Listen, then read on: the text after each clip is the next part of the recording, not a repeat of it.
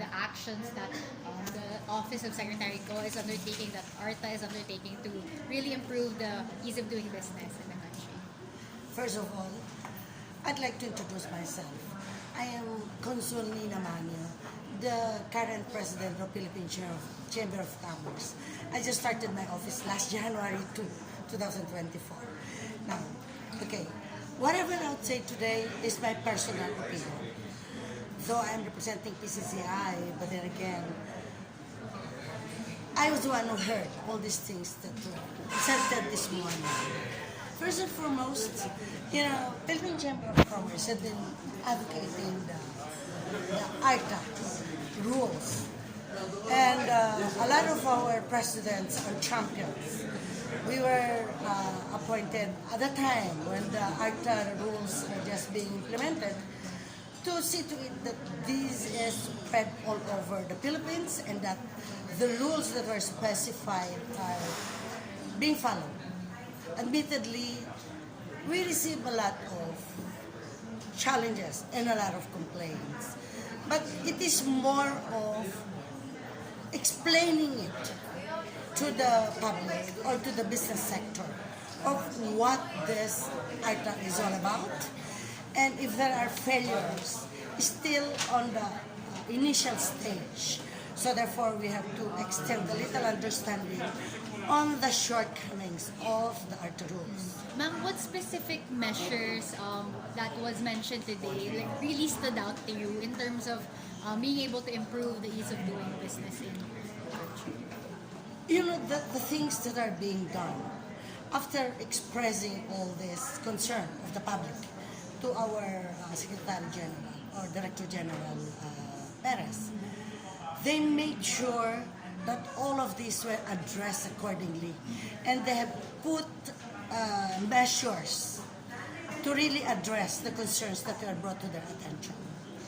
And they tried to streamline and reduce the lagay system that was the main concern at the time, and also the local governments that, let's face it, our local governments, they have their own rules. But after the takeover of our President the BBM, all the local governments started to really comply with the ARTA rules and regulations. They tried to improve. Before, it takes you a long time, for example, for permitting. Now, the longest period, I think, is 24 hours.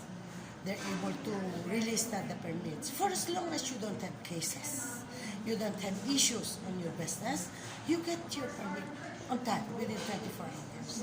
So I guess the measures that our Secretary Perez have done are working very well. Together, Philippine Chamber of Commerce really are at watch all these local government units on how they're implementing the articles. Ma'am, do you think the appointment of Secretary Go will further improve the system, will really help? You know how or what our Secretary Frederick Go have been doing since the start of his term, 2 weeks.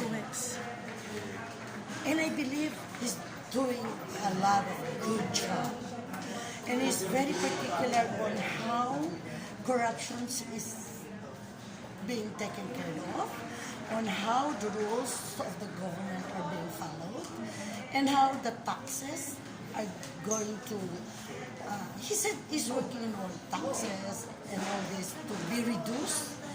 And the application of the trade law are being implemented. This is, I think, more to invite more investors, foreign investors in the country.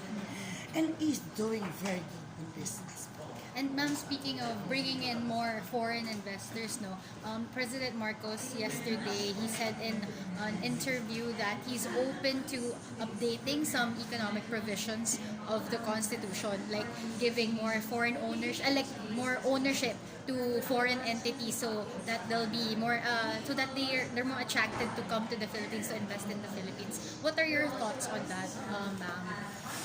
Okay. Given that Our present rule is that there should be 40-60 for foreign investors. Now, I think that's doing okay.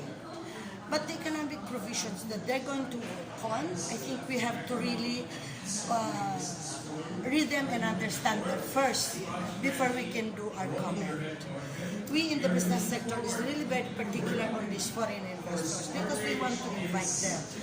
The taxes, incentives, and all that that's being given is already good enough. Now, as far as the ownership is concerned, let us see first how far the government can allow the foreign investment. And for as long as it is ownership as far as their corporations is concerned, we don't see any big difference in it. Because it's their money, it's their investment that they're putting in. If it's not too much that they would be asking, I think our government look on or appreciations on this one is very good.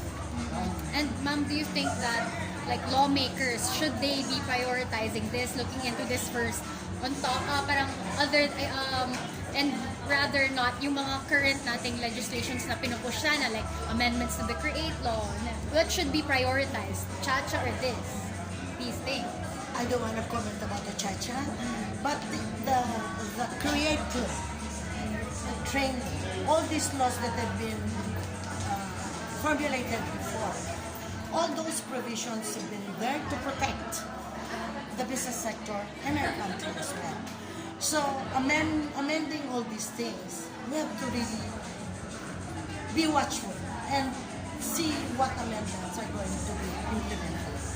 As far as the amendment of the Constitution is concerned, I think if it is only the amendments of the economic provisions, there's nothing wrong about it. Other than that, let us wait and see. Thank you, ma'am. Thank you so much po. I hope I answered all your questions. Ma'am, I have my questions. My own question is regarding being a new president of PCCI, how this your leadership, being the president, this briefing will help with your leadership. And my second question, being a honorary consul of Liberia, how can you collaborate to help do the Liberia will invest? You see, on all the troubles of our president, we are part of. Yes. And we try to bring business sectors with us, business who has some interest in the particular country that our president is visiting.